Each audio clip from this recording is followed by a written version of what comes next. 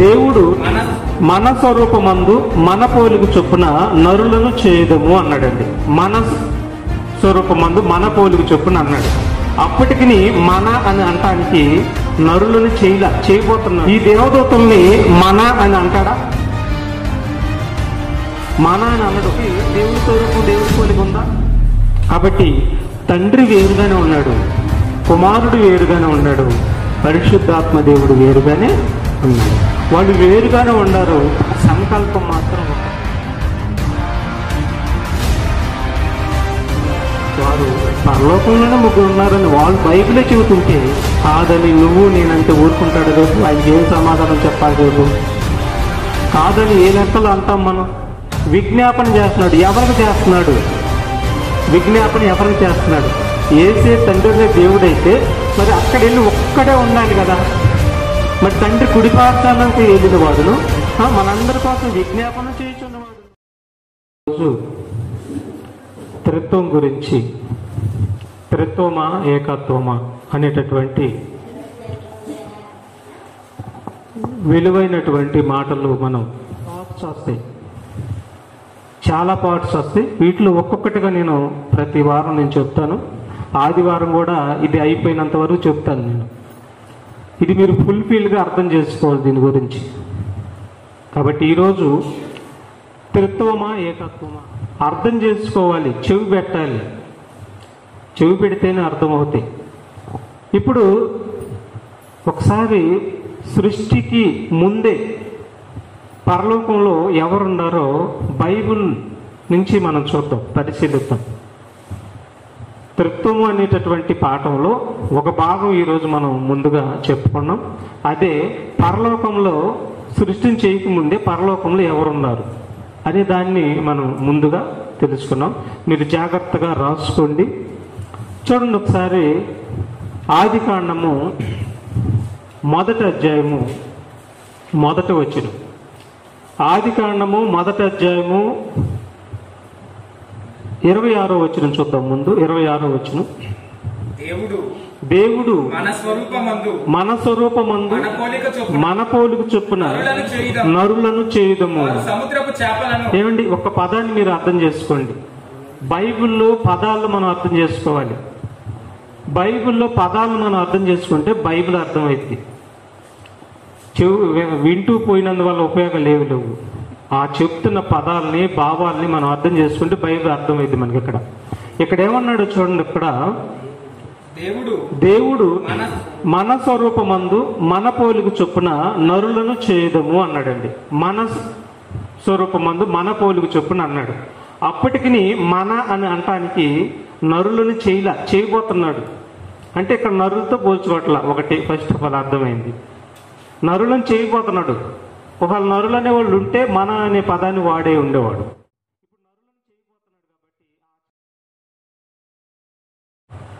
ఇప్పుడు మనం అంటే పరలోకంలో ఎవరున్నారు అంటే పరలోకంలో తండ్రి ఉన్నాడు, దేవుడు ఉన్నాడు, తర్వాత యేసుక్రీస్తు వారు ఉన్నాడు, తర్వాత పరిశుద్ధాత్మ దేవుడు ఉన్నాడు. వీళ్ళు ముగ్గురు ఉన్నారు. వీరితో ఇంకెవరు ఉన్నారంటే దేవదూతలు ఉన్నారు. అర్థం చేసుకోవాలి, దేవదూతలు ఉన్నారు. ఈ దేవదూతల్ని మన అని అంటాడా? ఎగ్జాక్ట్లీగా అసలు అన్నాడు ఆ మాట. మన అని అనడు. మరి ఎవరితో అంటున్నాడంటే మన స్వరూపం మన పోలిక. దేవదూతలకి దేవుడి స్వరూపం దేవుడి పోలిక ఉందా? వాళ్ళు మాట వలన కలిగిన వారు, మాట వలన కలిగిన వారు, వారు సేవకులైన ఆత్మలు అని చెప్పాడు. కాబట్టి వారిని మనం అనే పదాన్ని వారితో పోల్చుకోలేడు. అంటే దేవదూతల్ని మన అని అనడం. మరి ఎవరిని అన్నాడు అర్థం చేసుకోవాలి. ఇప్పుడు మనుషులేమో ఇంకా చేయలేదు. దేవదూతలనేమో వాళ్ళు సేవకులైన ఆత్మలు, వారిని కంపేర్ చేసుకోడు. మన స్వరూపం మన పోలిక అని వారికి అవంతా అనడం. ఇంక ఎవరితో అన్నాడంటే ఆయన స్వరూపము ఆయన పోలికలో ఉన్నవారు ఉన్నారు అక్కడ. ఎవరున్నారంటే యేసుక్రీస్తు వారు జగత్తుకి పునాది వేయబడక ముందే పుట్టాడు. పరిశుద్ధాత్మ దేవుడు కూడా అక్కడే ఉన్నాడు. వీరితో అంటున్నటువంటి మాట తప్ప ఇది వేరొక మాట కాదండి. మన స్వరూపమందు మన పోలిక చొప్పున నరులను చేయదము అని అన్నాడండి. ఇప్పుడు మనుషులు భూమి మీద పుట్టక ముందే పరలోకంలో మన స్వరూపు మన పోలిక అన్నాడు. బహువచనాన్ని వాడాడు. ఏకవచనం కాదు, ఇది బహువచనం. కాబట్టి దేవుడి కంటే ఇంకెవరో ఉన్నారు ఆడా అని అర్థం. పరలోకంలోనే దేవుడు ఉన్నాడు, ఇంకెవరో ఉన్నారని అర్థం. ఆ ఉన్నవారు ఎవరంటే సామెతలు 8:22 నుంచి. 8:22 పూర్వకాలమందు తన సృష్టి ఆరంభమున తన కార్యములలో ప్రథమమైన దానిగా యెహోవా నన్ను కలగజేసెను. అనాది కాలం మొదలుకొని మొదటి నుండి భూమి ఉత్పత్తి అయిన కాలమునకు పూర్వము నేను నియమింపబడితిని. చూడండి, అర్థం చేసుకుంటే అర్థమైపోయింది. ప్రవాహ జలములు లేనప్పుడు, నీళ్లతో నిండిన ఓటలు లేనప్పుడు నేను పుట్టితిని. అంటే ఈ సృష్టిని చేయకముందే యేసుక్రీస్తు వారు పుట్టాడంట. ఎక్కడ పుట్టాడు? పరలోకంలో పుట్టాడు. పుట్టడం అంటే అర్థం ఏంటంటే దేవుడు ఆత్మ కనుక ఆత్మలో కొంత భాగాన్ని తన బిడ్డగా విభజించుకున్నాడు. అది పుట్టడం అంటే తప్ప మరి ఆయనకి భార్య ఉందని కాదు అర్థం. కాబట్టి పరలోకంలోనే యేసుక్రీస్తు వారిని పుట్టాడంట. అంటే పరలోకంలోనే సృష్టిని చేయకముందు పరలోకంలో ఎవరున్నారు? తండ్రి దగ్గర కుమారుడు ఉన్నాడు. ఆయన స్వరూపంలో ఆయన చేసుకున్నాడు. ఆయన పోలిక చొప్పున ఆయన కూడా ఉన్నాడు. పర్వతములు స్థాపింపబడక మునుపు, కొండలు పుట్టక మునుపు, భూమిని దాని మైదానములను ఆయన చేయక మునుపు, నేల మట్టిని రవ్వంతయు సృష్టింపక మునుపు నేను పుట్టితిని. చూసారా, అసలు సృష్టినే చేయకముందేనా పుట్టితిని. ఇది ఎవరు అంటున్నారు? అది 8వ అధ్యాయము మొదటి వచ్చిన చూడండి. ఈయన ఎవరో తెలిసింది మనకి. జ్ఞానము ఘోషించుతున్నది, జ్ఞానము ఘోషించుతున్నది అన్నాడు. జ్ఞానము ఘోషించుతున్నది. జ్ఞానం అంటే ఎవరు? యేసుక్రీస్తు వారు. అర్థమైందా? బుద్ధి జ్ఞానముల సర్వ సంపదలు క్రీస్తునందు గుప్తములై ఉన్నవి. జ్ఞాని అయిన దేవుడు యేసుక్రీస్తు దేవుని యొక్క జ్ఞానమయు ఆయన యొక్క శక్తియునై ఉన్నాడు. దేవుని యొక్క వాక్యమును, ఆయన యొక్క జ్ఞానమును, ఆయన యొక్క శక్తియునై ఉన్నాడు యేసుక్రీస్తు వారు. కాబట్టి దేవుడి యొక్క జ్ఞానము అనేది పేరు యేసుక్రీస్తు వారికి. జ్ఞానం అనగా యేసుక్రీస్తు వారికి పెట్టబడింది. కాబట్టి ఈ యొక్క జ్ఞానము అయినటువంటి యేసుక్రీస్తు వారు ఘోషించుతున్నాడు, అంటే మాట్లాడుతున్నాడు. ఏమని మాట్లాడుతున్నాడు? భూమిని నేను తండ్రి రవ్వంతి చేయకముందు నేను అక్కడ పుట్టి ఉన్నాను అని మాట్లాడుతున్నాడు. కాబట్టి ఈ పుట్టి ఉన్నటువంటి యేసుక్రీస్తు వారితో ఏకపరుచుకొని మాట్లాడుతూ మన స్వరూపమందు మన పోలిక చొప్పున నరులను చేయదము అని అంటున్నాడండి. తర్వాత ఆదికాండంలో చూడండి. ఆదికాండము 3వ అధ్యాయము 22వ వచనం కూడా చూడగలిగితే మరో సందర్భాన్ని చూద్దాం. అప్పుడు దేవుడని యెహోవా ఇదిగో మంచి చెడ్లను ఎరుగునట్లు ఆదాము మనలో ఒకని వంటి వాడాయను. ఇక్కడ కూడా మనము అని అంటున్నాడు. అప్పటికి ఆదాము అవ్వలే ఉంది భూమి మీద, ఇంకా మనుషులు పుట్ల. వీళ్ళని చేసిన తర్వాత మనము అని అంటున్నాడు. మనము అంటే ఖచ్చితంగా ఇప్పుడు మనం చెప్పుకున్న మీటర్ అంతా కూడా మరి అక్కడ పరలోకంలో ఉన్నటువంటి యేసుక్రీస్తు వారి గురించి, పరిశుద్ధాత్మ గురించి ఆల్రెడీ ఉన్నారు. వారితో కలిపి మనం అనే పదాన్ని మాట్లాడుతున్నాడు. అంటే ఈ సృష్టిని చేయకముందే పరలోకంలో ఎవరున్నారు? ఈ సృష్టిని చేయకముందే పరలోకంలో ఎవరున్నారు? తండ్రి ఉన్నాడా? తర్వాత యేసు కుమారుడు ఉన్నాడా? తర్వాత పరిశుద్ధాత్మ దేవుడు ఉన్నాడా? ఇది బోధ తప్ప? బైబిల్లో ఉన్నదే కదా. బైబిల్లో ఉన్నదే, బైబిల్లో లేనిది కాదు కదా. ఆలోచించండి. తర్వాత చూడండి మరో సందర్భం. ఆదికాండం 11వ అధ్యాయము, ఆదికాండం 11వ అధ్యాయము 6-7 వచనాలు. అప్పుడు యెహోవా ఇదిగో జనము ఒక్కటే, వారందరికీ భాష ఒక్కటే, వారు ఈ పని ఆరంభించి ఉన్నారు. ఇక మీదట వారు చేయదలుచు ఏ పనైనను చేయకుండా ఆటంకం ఏమీ ఉండదు. కనుక మనము దిగిపోయి, చూసారా, గనుక మనము దిగిపోయి అంటే మనం వెళ్ళి వారి భాషలు ఏం చేద్దాం, తారుమారు చేద్దామని బహువచనాన్ని వాడుతున్నాడు.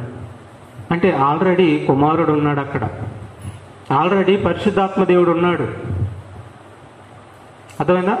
చాలా మంది ఈనాడు తండ్రి అయిన దేవుడే యేసుక్రీస్తు వారుగా వచ్చాడు, తండ్రి అయిన దేవుడే పరిశుద్ధాత్మ దేవుడిగా వచ్చాడు అని చెప్పటం అనేది మనం చూస్తాం. కానీ వీరు సృష్టికి పూర్వమే తండ్రి ఉన్నాడు, తండ్రి వలన ఈ సమస్త సృష్టి కలిగింది, ఆయన కుమారుడు ద్వారా సమస్త సృష్టిని తండ్రి చేశాడు. సృష్టికి పూర్వమే వీరు పరలోకంలో ఉండాలని మనకు బైబిల్ సాక్ష్యం ఇస్తుంది. అందుకే బైబిల్ ఏమన్నాడు తెలుసా, లేఖనములు ఎందు మీకేముంది, నిత్య జీవం ఉంది, మనుషుల మాటల్లో మీకు నరకం ఉండిద్ది, జాగ్రత్త. లేఖనములు ఎందు మీకు నిత్య జీవం ఉంది, అందుకే దేవారాత్రం దాన్ని ధ్యానించేవాడు ధన్యుడు. మనం దాన్ని ధ్యానించలేకపోతున్నాం, దాని దగ్గరికి వెళ్ళాలంటే వణుకు పడుతుంది, టైం సరిపోవట్లేదు మనకి, అంటే దేవుడికి దూరం అయిపోతున్నాం, వెళ్ళిపోతాం, చాలా దూరం వెళ్ళిపోయాం. దాని దగ్గరికి వెళ్ళాలంటే భయం పడుతుంది, వణుకు, అంటే దూరం అయిపోయాం, దేవుడికి బాగా దూరం అయిపోయాం, ఈడ్చుకెళ్ళిపోతుంది. మనం చూసారా, బైబిల్ మనం పరిశీలించక, దేవుడిచ్చినటువంటి బైబిల్ని గ్రంథాన్ని పరిశీలించక మనం దూరంగా ఈడ్చుకొని వెళ్ళిపోతుంది. అట్లా ఉండకూడదు, పట్టుకోవాలి, ఎప్పుడు బైబిల్ దగ్గర పట్టుకోవాలి, మనం ఎప్పుడు గ్రంథాన్ని పట్టుకోవాలి, ఎప్పుడు గ్రంథాన్ని పట్టుకొని మనం పరిశీలించాలి. అలా పరిశీలించకపోతే మనకేమవుతుంది, బుద్ధి ఉండదు, అంటే వాక్యం తెలియదు. బుద్ధి లేనివాడు ప్రతి మాట, జ్ఞానం లేనివాడు ప్రతి మాట నమ్మేసేస్తాడు, ఎవరు ఏం చెప్పినా నమ్ముతాడు. ఎందుకంటే బైబిల్ పరిశీలిస్తలేదు కదా, బైబిల్ ఏముందో తెలియట్లేదు కదా, ఎవరు ఏం చెప్పినా నమ్మేసేస్తారు, వారికి వారే నష్టం కొని తెచ్చుకుంటారు తప్ప వేరొకటి కాదు. అందుకని పరిశీలించను అన్నాడండి. కాబట్టి కీర్తన గ్రంథం 2వ అధ్యాయము 3వ వచనం కూడా మనం చూద్దాం. కీర్తన గ్రంథము 2వ అధ్యాయము 3వ వచనం. భూరాజులు జాగ్రత్తగా, భూరాజులు యెహోవాకును ఆయనకి అభిషిక్తునికి విరోధముగా నిలబడుచున్నారు. చూసారా, భూరాజులు ఎవరికి విరోధంగా నిలబడుతున్నారంట, తండ్రి అనే దేవుడికి, ఆయన పంపించినటువంటి అభిషిక్తుడు అంటే రాజు, ఆయన తండ్రి అయిన దేవుడు మనుషుల పాపం కోసం అభిషేకించి పంపించినటువంటి రాజు యేసుక్రీస్తు వారు. భూరాజులు యెహోవాకును ఆయన అభిషిక్తునికి విరోధముగా లేచున్నారు, విరోధంగా నిలబడుచున్నారంట. చూసారా, అంటే ఇక్కడ పాయింట్ని మీరు అర్థం చేసుకోండి. తండ్రి అనే దేవుడే కుమారుడిగా ఎలా వచ్చాడు, ఇక్కడ వచ్చినట్టుగా మనకు అనిపిస్తుందా? భూరాజులు యెహోవాకియు ఆయన అభిషిక్తునికి, ఆయన ఇంకొక ఆయన ఉన్నాడంట, ఎవరైనా అభిషిక్తుడు యేసుక్రీస్తు వారు ఉన్నాడంట. ఇట్లా చక్కగా బైబిల్ విభజిస్తుంటే, చక్కగా బైబిల్ విడమరిచి చెబుతుంటే అర్థం చేసుకోక యెహోవాయే యేసుగా వచ్చాడు ఒక మాటతో చెప్పేసేస్తున్నారు. ఇది వాక్యానుసారంగా కాదని బైబిల్ చెబుతుంది. యెహోవా యేసుగా రావటం, యెహోవా యేసే పరిశుద్ధాత్మక దేవుడిగా రావటం అనేది వాక్యానుసారంగా కాదు అని బైబిల్ చెబుతుంది. 7వ వచనం కూడా చూద్దాం. 7వ వచనం, అదే 2వ అధ్యాయం 7వ వచనం చూడండి సరే. కట్టడను నేను వివరించేదను, అదిగో చూడండి, కట్టడను నేను వివరించేదను, యెహోవా నాకు ఎలాగ సెలవిచ్చెను. చూసారా, దేవుడు యేసుక్రీస్తు వారు అంటున్నాడండి. యేసుక్రీస్తు వారు ఏమంటున్నాడంటే, యెహోవా నాకు ఎలాగ సెలవిచ్చెను, నీవు నా దేవుడవు, నీవు నా కుమారుడవు. దేవుడు యేసు ప్రభు గురించి ఎలా సెలవిస్తున్నాడంట, ఏమని? నీవు నా కుమారుడవు. ఏమండి, ఈ మాటను వక్రీకరించవచ్చా? తీసేద్దాం ఈ మాటను. మరి నీవు నా కుమారుడవు, నేను నిన్ను కని ఉన్నాను. 12వ వచనం. ఆయన కోపము త్వరగా రగులుకొనును, కుమారుని ముద్దు పెట్టుకున్నాడు. అంటే ఆయన మాట వినండి అని అంటున్నాడు. కుమారుని మాట వినండి అని ఎవరు చెబుతున్నారు? తండ్రి చెబుతున్నాడు. కుమారుని మాట వినండి అని తండ్రి చెబుతున్నాడు. అంటే పరలోకంలోనే తండ్రి ఉన్నాడు, పరలోకంలోనే కుమారుడు ఉన్నాడు, పరలోకంలోనే పరిశుద్ధాత్మ దేవుడు ఉన్నాడు. ఈ సృష్టికి ముందే పరలోకంలో వీరుండారండి. ఉన్నటువంటి వీరిని మొదట భూమి మీదకి యేసుక్రీస్తు వారిని పంపించాడు. మొదట భూమి మీదకి యేసుక్రీస్తు వారిని పంపించడం అనేది జరిగింది. ఒకసారి యెషయా గ్రంథం 48:16 వచనం చూడండి. యెషయా గ్రంథం 48:16 వచనం. ఆది నుండి నేను రహస్యంగా మాట్లాడిన వాడను. బాగా వినాలి. ఆది నుండి నేను రహస్యంగా మాట్లాడిన వాడను కాను, అది పుట్టిన కాలం మొదలుకొని నేను అక్కడ ఉన్నవాడను. పరలోకం పుట్టినది మొదలుకొని నేను అక్కడ ఉన్నవాడను. అప్పుడు అర్థమవుతుందా? నేను అక్కడ ఉన్నవాడను. ఎక్కడ ఉన్నవాడను? తండ్రి వద్ద ఉన్నవాడను, పరలోకంలో ఉన్నవాడను. అబ్బా, అంత చక్కగా అర్థమవుతుందండి. ఇప్పుడు ప్రభువు యెహోవాయు, చూడండి, ఇప్పుడు ప్రభువుకు యెహోవాయు ఆయన ఆత్మయు నన్ను పంపెను. చూసారా? ఎవరు పంపారంట ఆయన్ని? ప్రభువుకు యెహోవాయు అంటే తండ్రి అయిన దేవుడు, ఆయన ఆత్మయు అంటే ఎవరైనా పరిశుద్ధాత్మ.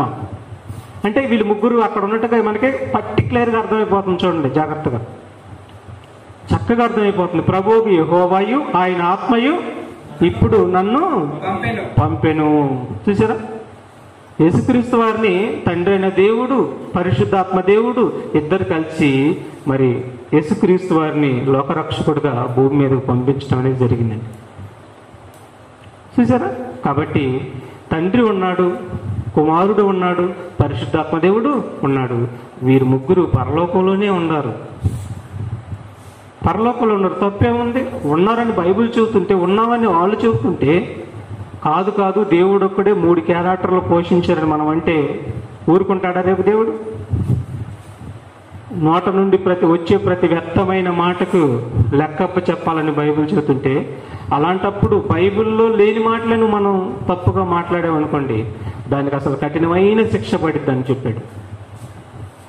కాబట్టి ప్రభువుకు యెహోవాయు ఆయన ఆత్మయు నన్ను పంపెను.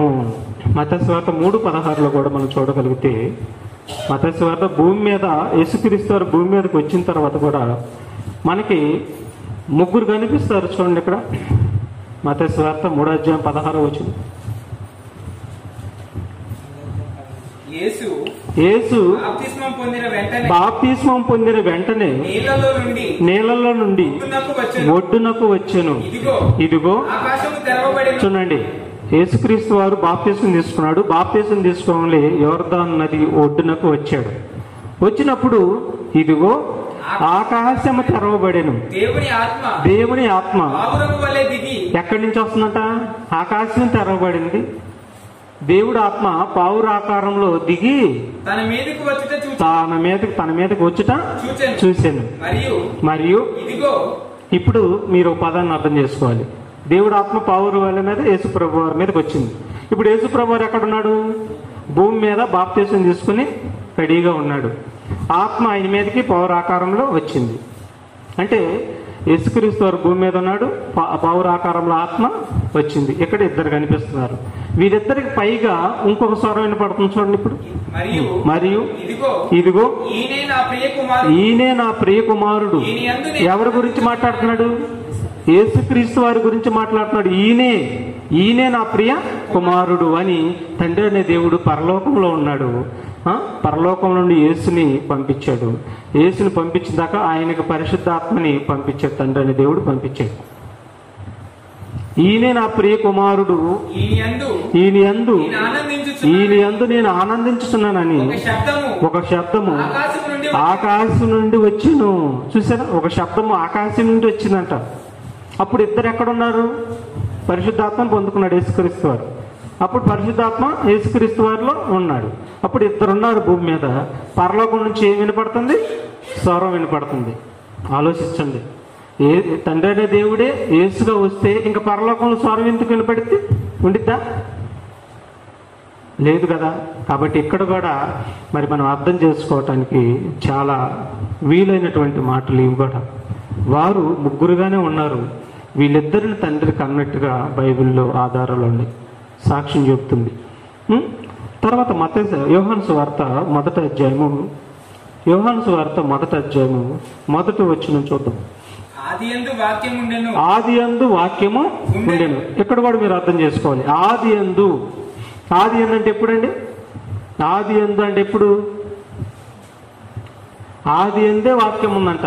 ఆదియందు అంటే ఎవరికి కూడా లెక్కలేదు, క్యాలిక్యులేషన్ తెలియదు, అది లెక్కలు లేవు దానికి. ఆదియందు అంటే ఎప్పుడు?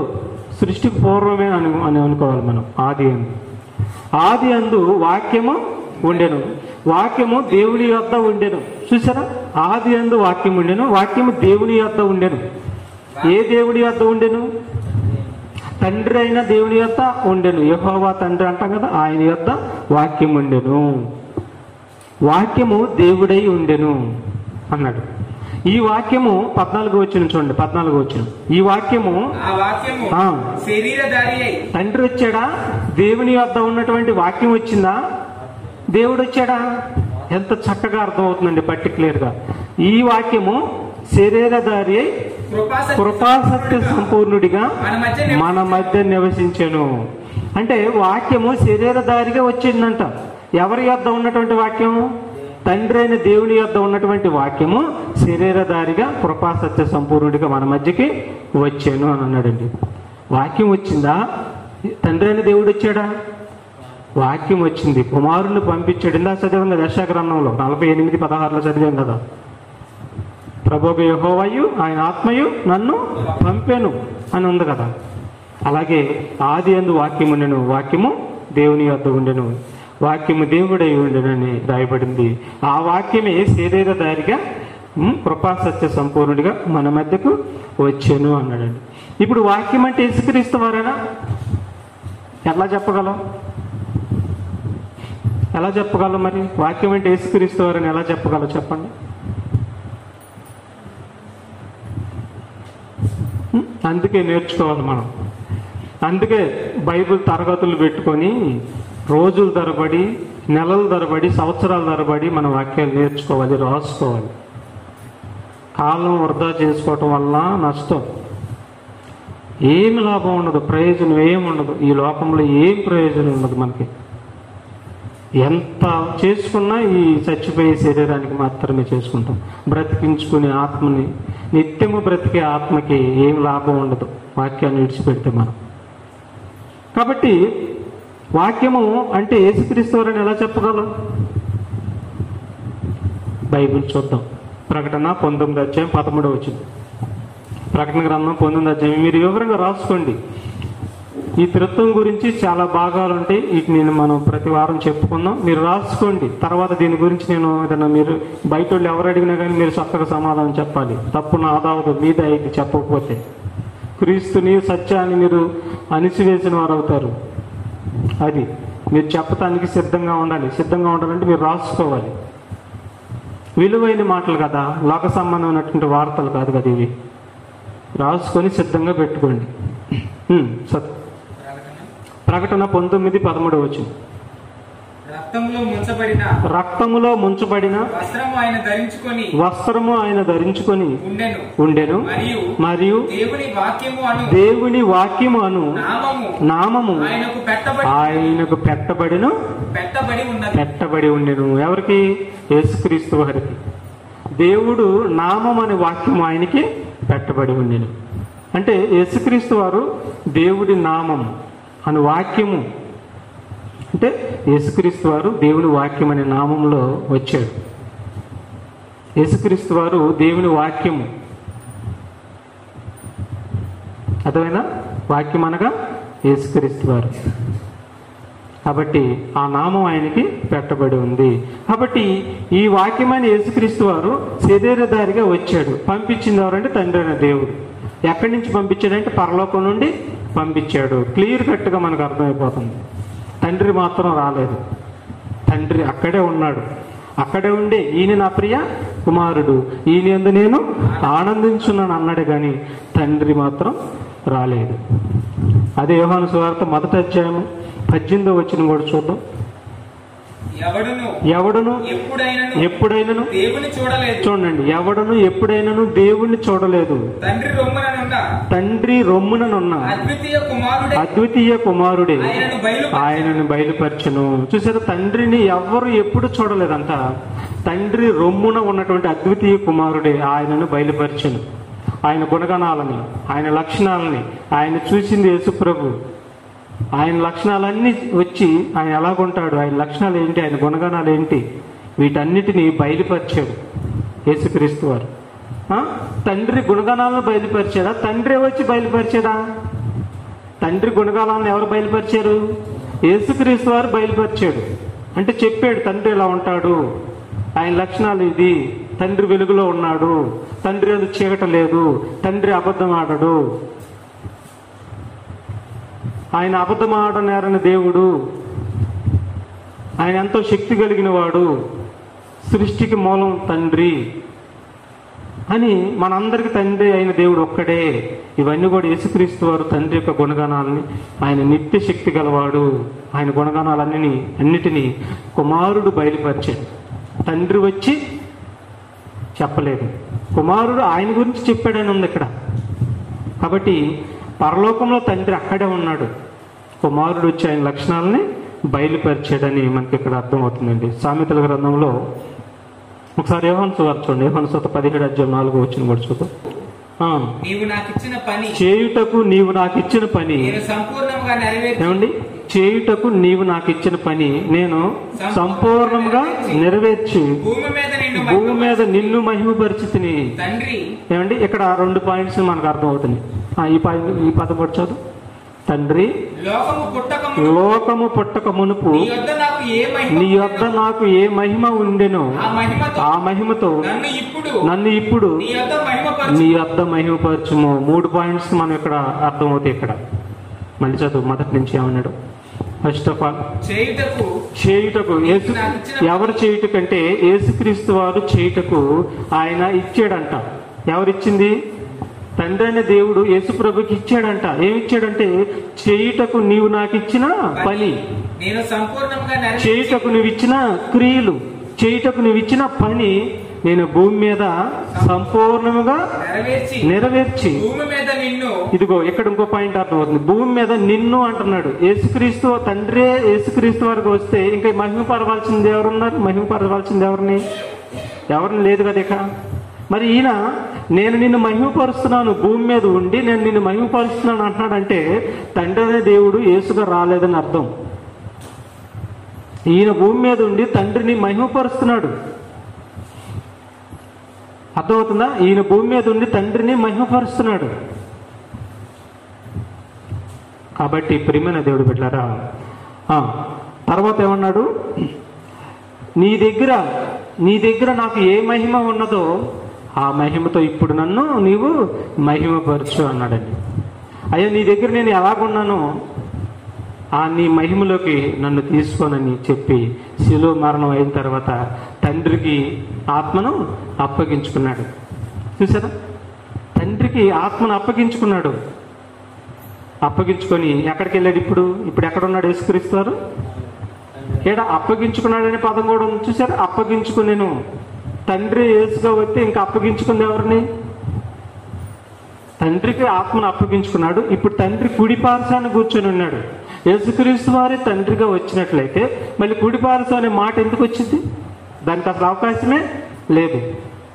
కాబట్టి యేసుక్రీస్తు వారు తండ్రి పంపగా వచ్చాడు, తండ్రి చిత్తాన్ని నెరవేర్చాడు, తండ్రిని భూమి మీద మహిమపరిచాడు. మరి పాపం కోసం, అందరి కోసం, పాపుల కోసం ప్రాణం పెట్టాడు, సమాధి చేయబడ్డాడు, తిరిగి లేపబడ్డాడు. ఇప్పుడు తండ్రి కుడిపార్శాన కూర్చొని మనందరి కోసం విజ్ఞాపనలు చేస్తున్నాడు, తండ్రికి విజ్ఞాపనలు చేస్తున్నాడు. కాబట్టి తండ్రి వేరుగానే ఉన్నాడు, కుమారుడు వేరుగానే ఉన్నాడు, పరిశుద్ధాత్మ దేవుడు వేరుగానే ఉన్నాడు. వాళ్ళు వేరుగానే ఉన్నారు, సంకల్పం మాత్రం ఒకటే. నన్ను చూసిన వాడు, ఇది మళ్ళీ ఇంకో పాయింట్, ఇంకో మాటలు వస్తాయి, ఇంకో భాగంలో వస్తాయి. ఇవన్నీ కూడా సంకల్పం ఒకటే, సంకల్పం ఒకటే. అని వారు పరలోకంలోనే ముగ్గురు ఉన్నారని వాళ్ళు బైబిలే చెబుతుంటే కాదని నువ్వు నేనంటే ఊరుకుంటాడు రేపు? ఆయనకి ఏం సమాధానం చెప్పాలి రేపు? కాదని ఏ లెక్కలో అంటాం మనం? ఇన్ని బైబిల్ రెఫరెన్స్లు ఎవిడెన్స్ చూపిస్తుంటే మనం కాదని మనం అంటే తండ్రే పరిశుద్ధాత్మ దేవుడిగా వచ్చాడని నువ్వంటే, యేసుక్రీస్తు వారే తండ్రి అనే దేవుడు యేసుక్రీస్తు వారుగా వచ్చాడని నువ్వంటే, మరి ఈ మాటలన్నీ ఏం చేయాలి? ఈ మాటలన్నీ దేవుడు ఎందుకు రాయించాడు బైబిల్లో? నేనే వచ్చానని రాయించి ఉండొచ్చు కదా. ఈ మాటలతో పనే ఉంది, ఇంకా ఎంత వివరంతో పనే ఉంది, ఇంకా చక్కగా అర్థమైపోయేది కదా. కాబట్టి తండ్రే యేసుగా రాలేదు, తండ్రే పరిశుద్ధాత్మ దేవుడిగా రాలేదు, వీరిద్దరిని ఆయన పంపించాడు అని బైబిల్లో స్పష్టంగా అర్థమవుతుంది. లోకసువార్త 24:51 వచ్చిన కూడా చూద్దాం. లోకసువార్త 24:51 వచ్చిన.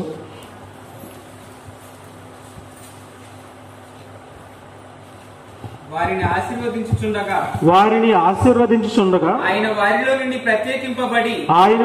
నుండి ప్రత్యేకించబడి పరలోకమునకు ఆరోహణుడాయను. చూసారా, భూమి మీదకి తండ్రి పంపించాడు. భూమి మీదకి వచ్చి దేవుడు అప్పగించిన పనిని యేసుక్రీస్తు వారు తండ్రి అప్పగించిన పని నెరవేర్చాడు. నెరవేర్చిన తర్వాత శిలువలో మరణించాడు. మరణించిన తర్వాత ఆరోహణమై మళ్ళీ తండ్రి వద్దకే వెళ్ళిపోతున్నాడు. చూసారా, చదువు అన్నమాట. వారిని ఆశీర్వదించుండగా ఆయన వారిలో నుండి ప్రత్యేకింపబడి పరలోకమునకు ఆరోహణుడాయను. పరలోకానికి వెళ్ళిపోయాడు. 19వ అధ్యాయం చూడు, అపోస్తల కార్యాలు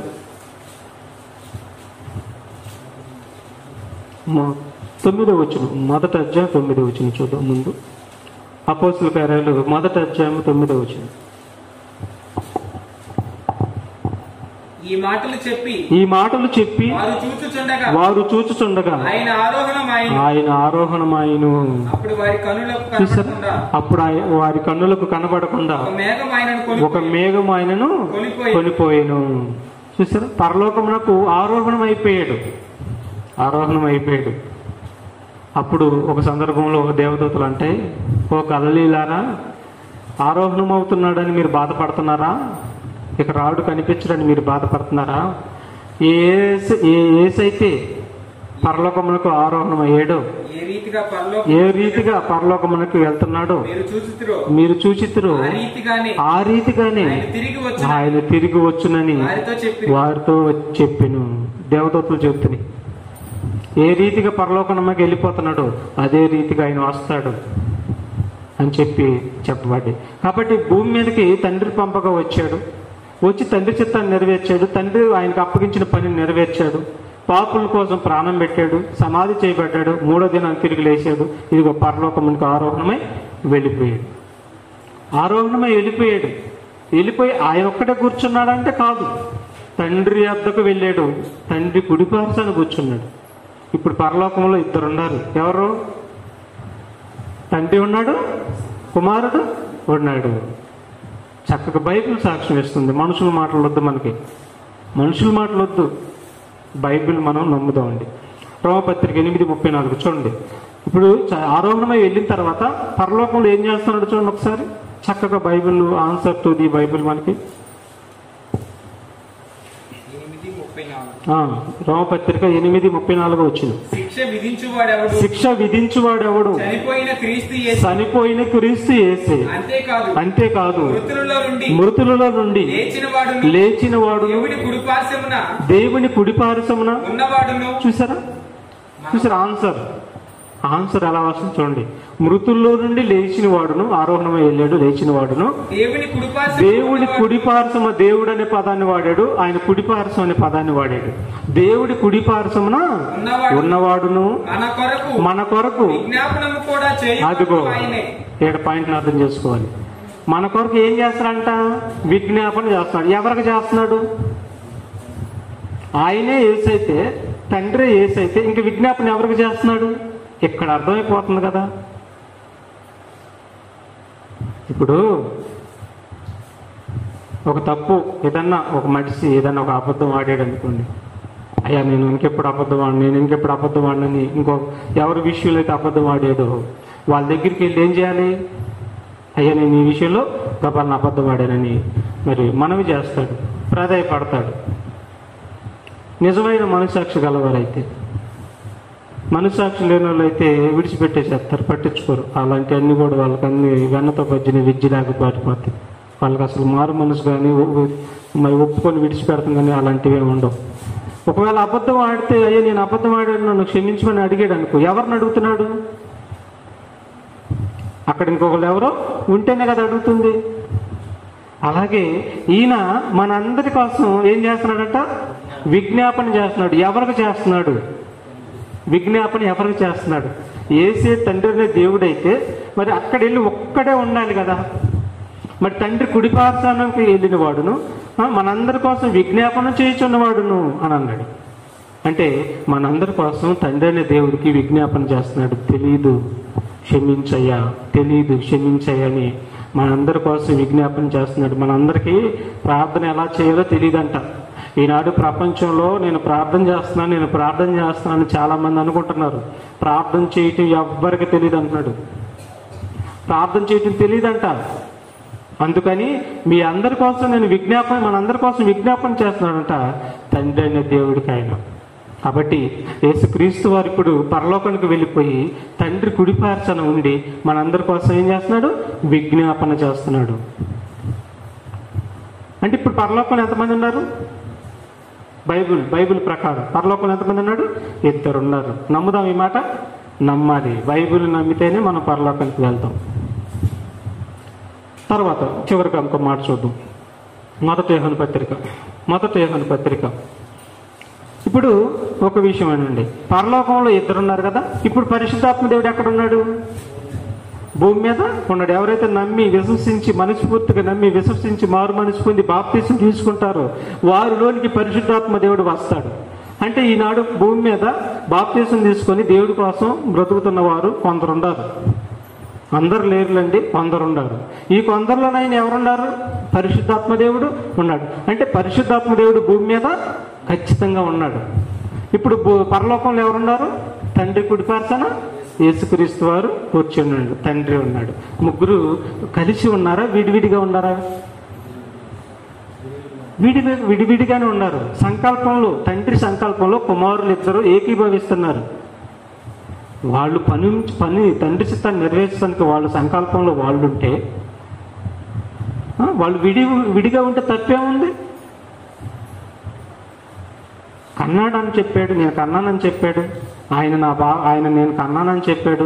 సృష్టికి పూర్వమే నేను ఉన్నానని యేసుప్రభు సాక్ష్యం ఇచ్చాడు, తండ్రి సాక్ష్యం ఇచ్చాడు. వీళ్ళిద్దరు సాక్ష్యం ఇస్తే కాదని నేను అన్నాను అనుకో ఊరుకుంటాడు? నన్ను ఇంకెవరైనా అన్నారనుకో ఊరుకుంటాడా? అస్సలు పరలోకాన్ని కూడా అడుగు పెట్టనీరు. అందుకని జాగ్రత్త కొనాలి. ఇప్పుడు తండ్రి ఉన్నాడని ఒప్పుకోవాలంట, కుమారుడు ఉన్నాడని ఒప్పుకోవాలంటండి.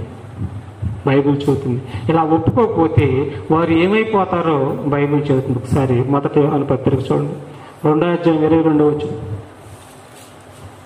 మొదటి యోహాను పత్రిక 2వ అధ్యాయం 22వ వచనం మనం చూడగలిగితే, యేసు క్రీస్తు కాడని చెప్పువాడు తప్ప, చూడండి, యేసు క్రీస్తు కాదని చెప్పువాడు తప్ప ఎవడు అబద్ధికుడు? తండ్రిని కుమారుని.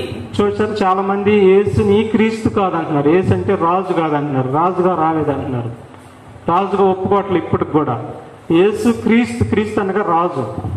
యేసు క్రీస్తు కాదని చెప్పువాడు తప్ప ఎవడు అబద్ధికుడు అన్నాడు. తర్వాత ఇదిగో తండ్రి ఉన్నాడని, ఆయన పంపించినటువంటి కుమారుడు ఉన్నాడని ఒప్పుకొనని వీడే క్రీస్తు విరోధి. ఈ ప్రపంచంలో ఎవరైతే తండ్రి ఉన్నాడు, తండ్రి పంపించిన కుమారుడు ఉన్నాడు, తండ్రి యేసుగా వచ్చాడని కాదు, తండ్రి ఉన్నాడు, తండ్రి పంపిన కుమారుడు ఉన్నాడు. 2 ఉన్నారు. ఇప్పుడు పరలోకంలో ఎందరున్నారు?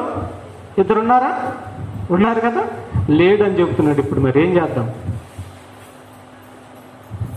లేడు. మరి బైబిల్ ఏం చెబుతుంది? చనిపోయి తిరిగి లేచి పరలోకానికి ఆరోహణమై తండ్రి కుడిపార్చన ఉండి మనందరి కోసం ఏం చేస్తున్నాడు? తండ్రికి విజ్ఞాపన చేయుచున్నాడు అని బైబిల్ చెబుతుంటే పరలోకంలో లేడు, ఒక్కడే ఉన్నాడు అని అంటున్నాడు. అందుకని మనుషుల మాటలు నమ్మకూడదు. ఎవరు అనుకూలంగా వాళ్ళు బైబిల్ తీయడం ప్రారంభించారు తప్ప బైబిల్లో ఉన్నది ఉన్నట్టుగా తీసేది మన దగ్గరే జరిగింది అది. ఇంకా ఈ మాట చూద్దాం, చివరి మాట చదువు, చివరి మాట అక్కడ అదే వచనంలో యేసుక్రీస్తు కాడని చెప్పువాడు తప్ప ఎవడు అబద్ధికుడు తండ్రిని కుమారుని ఒప్పుకొనని వీడే క్రీస్తు విరోధి. చూసారా, తండ్రిని ఒప్పుకోవాలి, కుమారుడు ఉన్నాడని ఒప్పుకోవాలి, తండ్రి ఉన్నాడని ఒప్పుకోవాలి. ఇప్పుడు పరిశుద్ధాత్మ దేవుడు ఉన్నాడుగా భూమి మీద, ఉన్నాడని ఒప్పుకోవాలి. నువ్వు ముగ్గురిని ఒప్పుకోవాలి. కుమారుడు లేడు, తండ్రి కుమారుడుగా వచ్చాడు అని ఎవరైతే అంటారో కుమారుని ఒప్పుకొనని ప్రతివాడును. అబ్బా ఎంత కలిపాడు చూడండి. కుమారుని అంగీకరించిన ప్రతివాడు తండ్రిని అంగీకరించేవాడు కాదు. కుమారుని ఒప్పుకొనని వాడు చూసారా, కుమారుడు కూడా ఉన్నాడని ఎవరైతే ఒప్పుకుంటారో, కుమారుని తండ్రి పంపించాడని ఎవరైతే విశ్వసిస్తారో వారు తండ్రిని కూడా ఒప్పుకొన్నటువంటి వారని అర్థం. కాబట్టి తండ్రిని కుమారుని ఒప్పుకొనని వీడే క్రీస్తు విరోధి అని అంటున్నాడండి, క్రీస్తు విరోధి. కాబట్టి తండ్రి ఉన్నాడు పరలోకంలో. ఇప్పుడు సృష్టికి పూర్వం ఉన్నారని నేను చెప్పాను. ఇప్పుడు ప్రజెంట్ కూడా మనం చూడగలిగితే తండ్రి పరలోకంలో ఉన్నాడు, ఆయన కుడిపార్శ్వన యేసుక్రీస్తు వారు ఉన్నాడు, పరిశుద్ధాత్మ దేవుడు భూమి మీద ఉన్నాడు. ముగ్గురు ఉన్నారు. కాబట్టి తండ్రి ఉన్నాడని ఒప్పుకోమంటున్నాడు, కుమారుడు ఉన్నాడని ఒప్పుకోమంటున్నాడు, పరిశుద్ధాత్మ దేవుడు ఉన్నారని ఒప్పుకోమంటున్నాడు. అందుకే బాప్తిస్మం కూడా ఎవరి నామంలో తీసుకోమన్నాడు? తండ్రి యొక్కయు కుమారుని యొక్కయు పరిశుద్ధాత్మ నామంలోనికి బాప్తిస్మము ఇవ్వండి అన్నాడు. అంటే తండ్రి ఉన్నాడని, ఆయన పంపించిన కుమారుడు ఉన్నాడని, ఆయన పంపించిన పరిశుద్ధాత్మ దేవుడు ఉన్నాడని ఈ ముగ్గురిని మీరు ఒప్పుకోవాలి. ఈ ప్రపంచంలో ఎవరైనా సరే ముగ్గురిని ఒప్పుకోవాలంటున్నాడు. ముగ్గురిని ఒప్పుకుంటేనే మీరు బాప్తిసం చేసుకోవాలి. వారి నామంలోనే రక్షణ మీకు. తండ్రి యొక్కయు కుమారుని యొక్కయు పరిశుద్ధాత్మ నామంలోనే బాప్తిసం, ఇది ఆజ్ఞ. కాబట్టి తండ్రిని కుమారుని ఒప్పుకొనని వీడే క్రీస్తు విరోధి అన్నాడు. కాబట్టి ఈ సత్యాన్ని మీరు రాసుకోండి. పరలోకంలోనే ముగ్గురు ఉన్నారని మనకు అర్థమవుతుంది, ముగ్గురు విడివిడిగా ఉన్నారని మనకు అర్థమవుతుంది. మరి వీళ్ళిద్దరూ తండ్రి సంకల్పాన్ని నెరవేర్చడానికి వచ్చారని మనకు అర్థమవుతుంది. ముగ్గురు విడిగానే ఉన్నారని మనకి అర్థమవుతుంది. మరి ఈ మాటలు మీరు బాగా నేర్చుకొని మనం కూడా 10 మందికి చెప్పి మరి అగ్నిలో నుంచి లాగినట్టు కొందరినైనా మనం సత్యంలోనికి తీసుకొని వద్దాం. ప్రార్థన చేసుకున్నాం.